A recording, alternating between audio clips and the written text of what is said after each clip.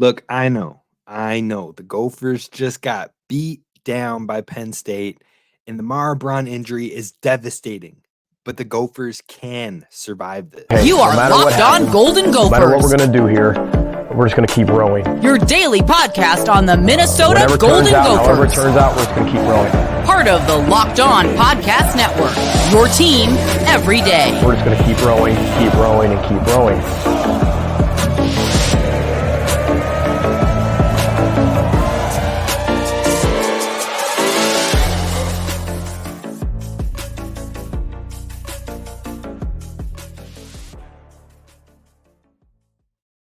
What's up, Gopher fans? You're listening to Locked On Golden Gophers, part of the Locked On Podcast Network, your team every day. My name's Kane Rob, host of the podcast, former collegiate football video coordinator, and recruiting assistant here to talk Golden Gophers with you each and every day of the week, Monday through Friday. We've got you covered on daily Gophers content, so be sure to make it your first listen. And a shout out to all the everydayers out there who are tapping in each and every day and making it that first listen.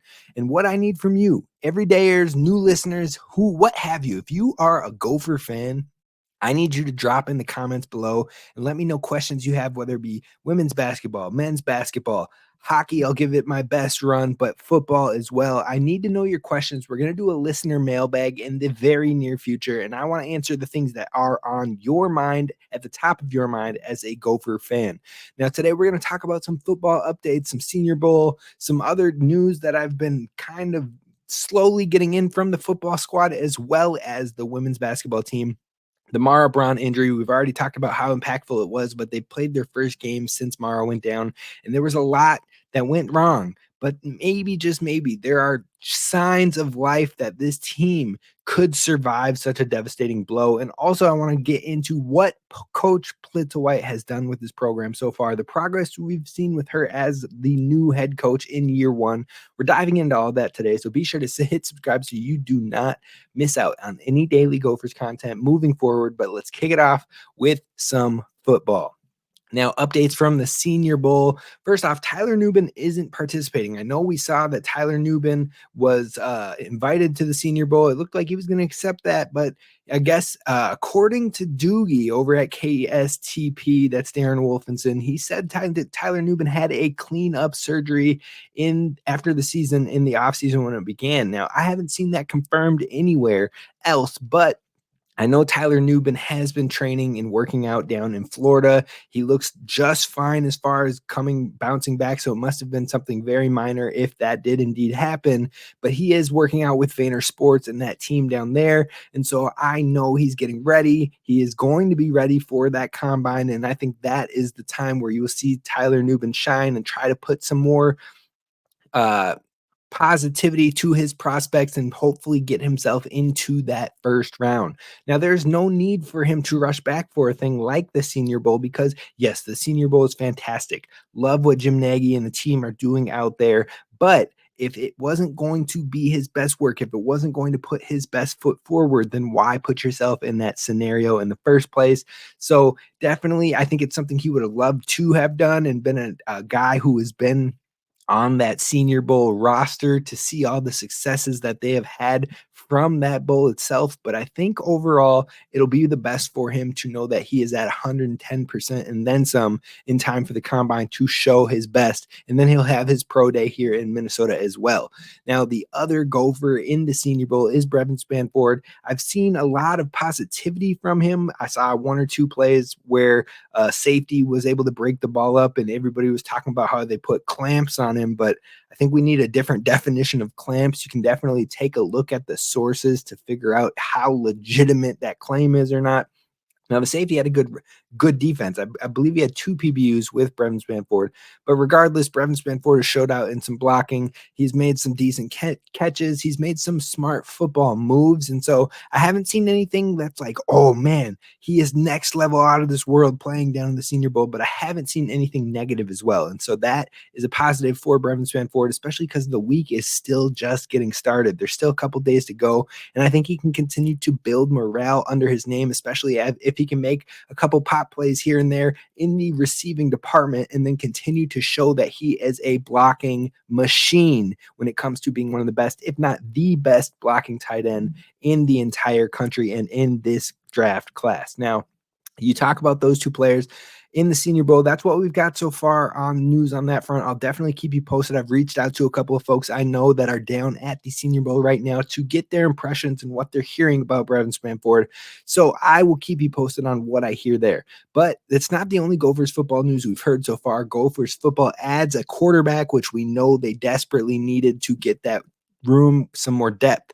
That being said, I'm not sure that this new addition necessarily addresses that depth issue. They add a preferred walk-on from California. He's 6 foot, so he's kind of on the shorter side when it comes to being a quarterback as well. Jeremiah Finlay, he is from California, like I said. Now, it's definitely okay to have him and excited for him to come to Dinkytown and build within the background and be in this program and hopefully prove everyone wrong and earn an offer over his time in his career. That being said, adding a preferred walk-on from the 2024 class is not going to address your immediate need at depth and needing a backup quarterback. Because yes, Drake Lindsay could have some high upside in being a true freshman. But again, I don't know if you want your true freshman to have to be your backup quarterback if a worst case scenario happens. So the Gophers need another body. We talked about some names yesterday that could be maybe nice additions or welcome additions to that room. But with the breaking news of Jeff Hafley joining the Green Bay Packers as a defensive coordinator, he is the head coach of Boston College. That means all of Boston College's players are going to have the ability to enter the transfer portal in the next 30 days due to the coaching change. That could be big. That could offer some opportunities to maybe bring in another body at that quarterback position to come in and compete. Now, Thomas Castellanos was the starter there last year. Absolute dual threat, more so a threat on the ground, I would say, than in the air, but he has had some promise, to say the least. Now, I think because of the promise he showed in the last season, I don't think he's a name that would come here because he's probably looking for an opportunity to start somewhere, preferably in a Power 5. Now, there might not be any Power 5 jobs open at this point in time, being so late in the game. So maybe he would come here and compete and try to win the job from Max Brosmer and him. But regardless, if he doesn't, maybe there's a young guy, maybe there's a more experienced veteran who's been in the system for a while who has embraced that backup role, knowing Thomas Castellanos was going to be the starter there. Maybe they can come and be a backup here, or be experienced number 2 to come and work behind Max Brosmer, or even try to compete. That could be a route that the Gophers look to get a body in here immediately to start this spring. That would be definitely welcomed for the team because, like I said, the depth is needed. Plain and simple. You can't only have 1 or 2 quarterbacks, because if something even happened in spring ball, you could lose so much valuable time in prepping for the next season. So that's all the updates we have with Gophers football right now. I've gotten requests from some listeners of the show requesting to have more updates on recruits and the recruiting of 2025 and possibly even 2026, having the Gophers just landed a 2026 recruit from Ricori, offensive lineman, 6'6", super nice height, especially for being 2 years out from ever playing college football. They landed their first 26 commit, haven't landed a 25 commit yet, but there are names and offers flying around. So I'm going to do some research and try to figure out some more information on that front. And also, I'll also try to get a couple recruiting analysts on this show to talk a little bit more about who is interested, what they're hearing from Gophers prospects. So definitely be sure to hit subscribe if that sounds like something you want the latest and greatest for. Now, we're going to talk about women's basketball coming up because they had a devastating injury to Mara Braun, who is out indefinitely, had to get foot surgery, and she is no longer able to play with the team at this point in time. So how are the Gophers going to adjust? Well, they just played their first game, and it was rough. They lost by a lot to a Penn State team that is now 16-5.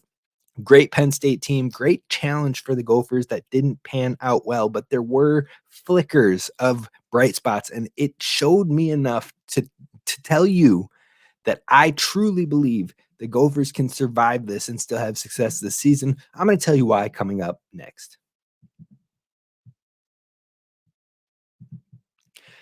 First, I got to talk to you about our friends over at FanDuel because right now it is time for the Super Bowl. And I don't know about you, but I absolutely love the Super Bowl. Whether you're a huge football fan or not, but you probably are because you listen to this podcast and we love Gophers football, but maybe you're not an NFL person, but you probably still tap in for the Super Bowl, whether it's for the game itself, the concert at halftime, the national anthem, the commercials, you name it. They've got it all at the Super Bowl. It's the most televised and watched television almost every year for a reason.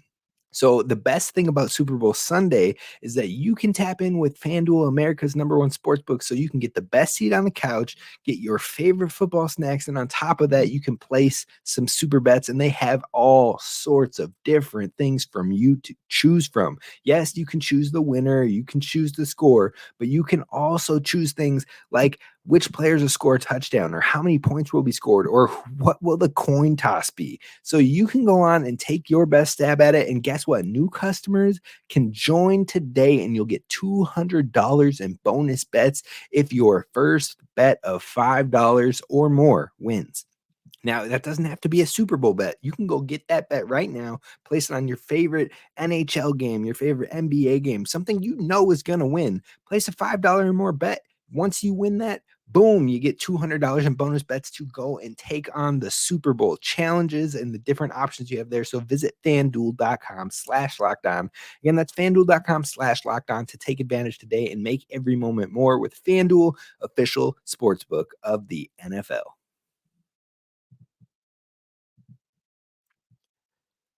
All right, Gophers fans, we got to talk about this women's basketball team because they just played their first game without Mara Braun, and I'm not going to lie to you, it was absolutely tough.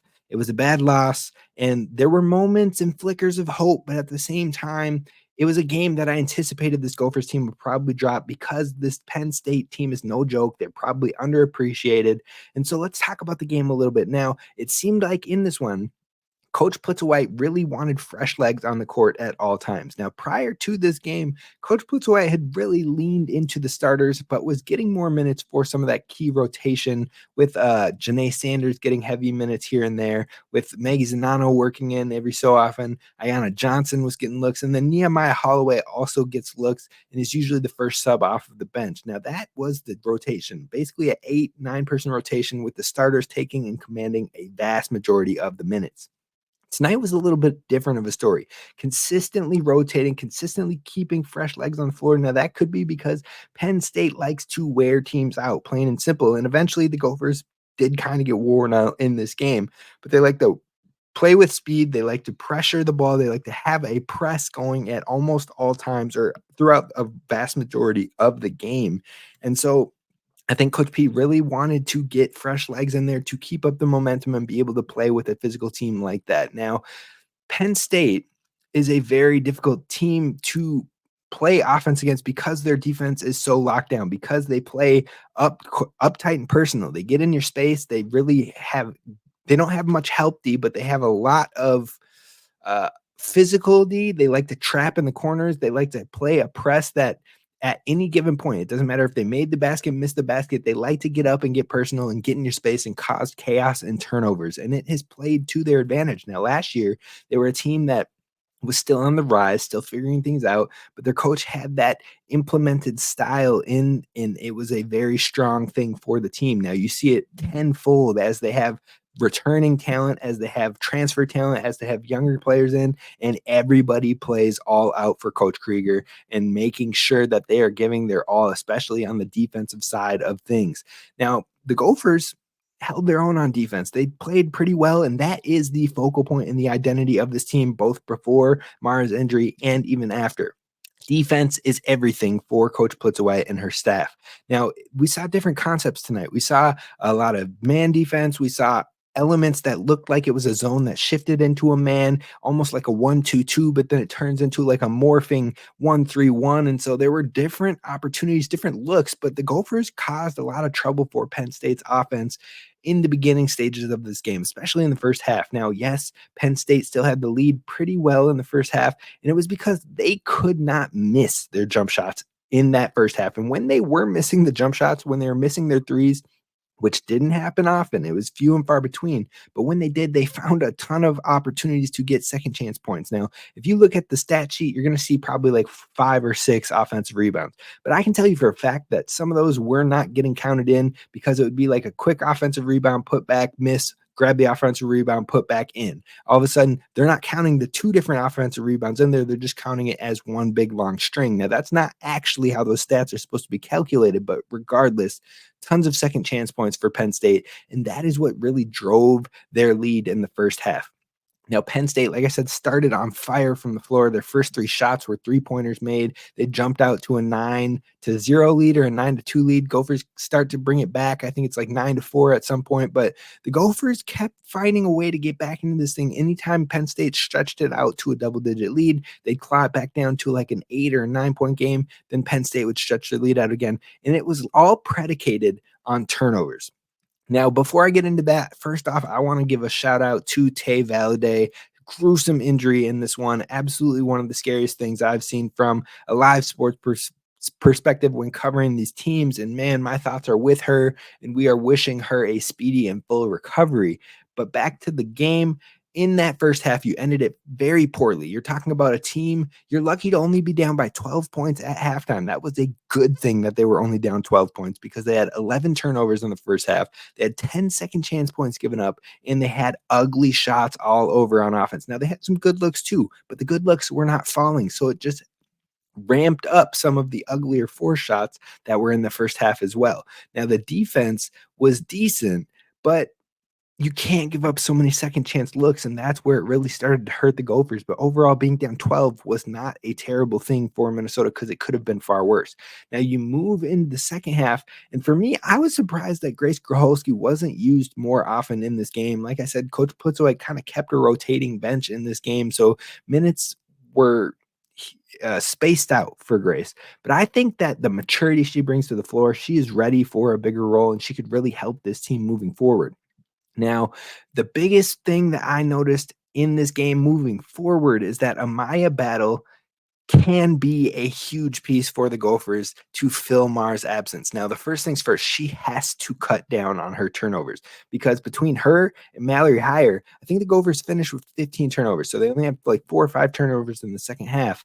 But Amaya Battle and Mallory Heyer had 12 turnovers combined. So a vast majority of the turnovers tonight came from your 2 core star players that you needed to step up the most for Mara Braun. And those 2 really kind of they held their own in other areas. So I'm not going to say they let the team down by any means because Amaya was more aggressive and attacking the basket and creating and kicking the ball out. And Mallory Heyer was still hitting some threes that were very well needed and well timed for this Gophers team, but you have to cut down on the turnovers. Now, like I said, Amaya Battle clearly being more aggressive as a scorer in this game, and you can see the potential for her and the opportunity for her to fill a bigger role. And I even loved a moment where she waves off Sophie Hart to clear the lane and give the room. Then she drives, she draws the pressure in. I believe she draws 2, maybe even 3 defenders, finds Maggie Zanano on the kick out for a wide open. I mean, nobody in the same area code, wide open 3. Wasn't able to knock it down. The next time down the court, similar thing, drives the lane, draws 3, hits Mallory Heyer wide open, still couldn't hit the 3-point shot. So the Gophers threes were not falling. They responded in the second half, in that third quarter especially, and really started attacking the inside of the cup and finding easier opportunities, easier layups for their team. Now, hopefully, if they can bring that type of element to the first half while they're still playing that lockdown D, I think this is like a 4-point game in the first half instead of a 12-point game. But I digress. Overall, you saw the opportunities. You saw the potential for this team to respond and be able to gel and get together and hopefully move forward in a stronger manner. But you got to think about this. This team basically has to find a new offensive identity in the middle of a season under their first year head coach. Now, I believe in this coach a lot, and I like the adjustments that she makes. The adjustments in this game might have been a little too late, being right after halftime when you're already down double digits, and then your defense was a little frazzled after that because they were wearing down. But I think this team can respond. Now, the next 2 games are not going to be any easier. You got Michigan State on the road, and then you got top 10 ranked Ohio State at home. Both of those games are going to be a struggle for the Gophers, but if you can at least maybe pull off the Michigan State game or really start to find that new identity, I think you can finish the year strong and hopefully get yourself into some postseason play conversations. So overall, I think that this Minnesota team has to figure out some offensive consistency quick, and they definitely miss Mara Braun. But in the presser after this game, Grace Groholski, Sophie Hart, they talked about there are other capable players on this team. We have talent on this team, and we can continue to find success. And I believe in that 100%. I think both of those two players themselves are going to be instrumental in this team having success moving forward. In fact, I think Grace Groholski and Sophie Hart need to have more looks. I think they could have used more looks in this game, and then maybe you have less turnover opportunities for Hire and Battle. But I think looking at this whole thing, one thing I would love to see with the women's basketball team is, I know you don't see it in women's basketball very often, but if they could have a pick and roll game between Amaya Battle and Sophie Hart and draw defenders or make people collapse in the lane, and then all of a sudden you have Grace Groholski and Mallory Hire on the wings for wide open threes, I think that could be the fundamental or the staple of the new offensive identity for this team. And then you work other things in from there. I also think Grace Groholski can get more involved as a ball handler. She's very calm. She plays with nice pace and she doesn't panic. And she didn't have a single turnover in this game where the Gophers were forced into 15 or 16 turnovers. All of that being said, I think that the Gophers can do well. They can bounce back and they can rally around a new offensive identity, but it's going to take a couple games. It's probably going to be rough for the next couple, but hopefully they can bounce back after that. Now, to close off today's show, I want to talk about the progress we've seen under Coach Plitzuweit. So we're going to dive into that because it's definitely more than what you know. Coming up next.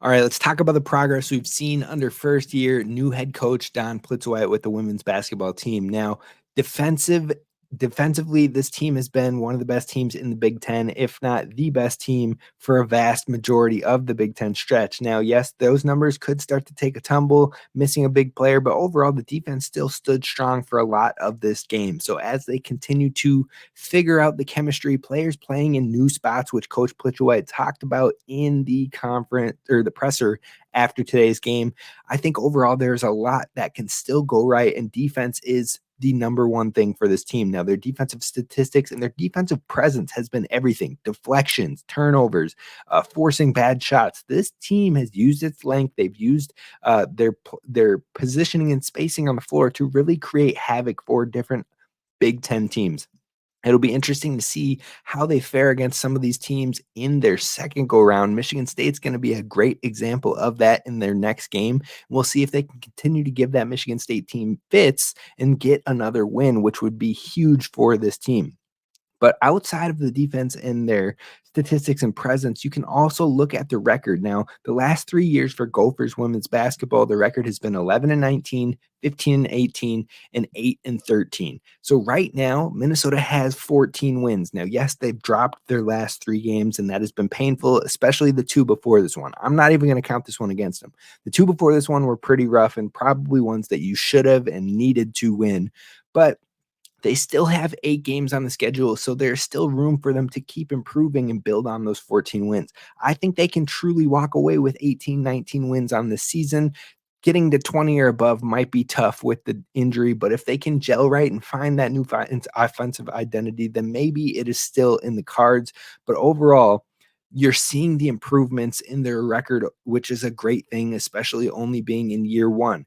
Now, that being said, much love to Coach Way, especially in her first year. She had 21 wins and she had 16 wins in year 2. Now, after that, it got a little rough, but there's still positivity in those opening years, and we're seeing positivity in the opening year of Coach Plitzuweit. But another adjustment, another progression we have seen under this coach is the game planning. The game planning, you can see a very distinct, very clear difference depending on who the Gophers are playing matchup to matchup.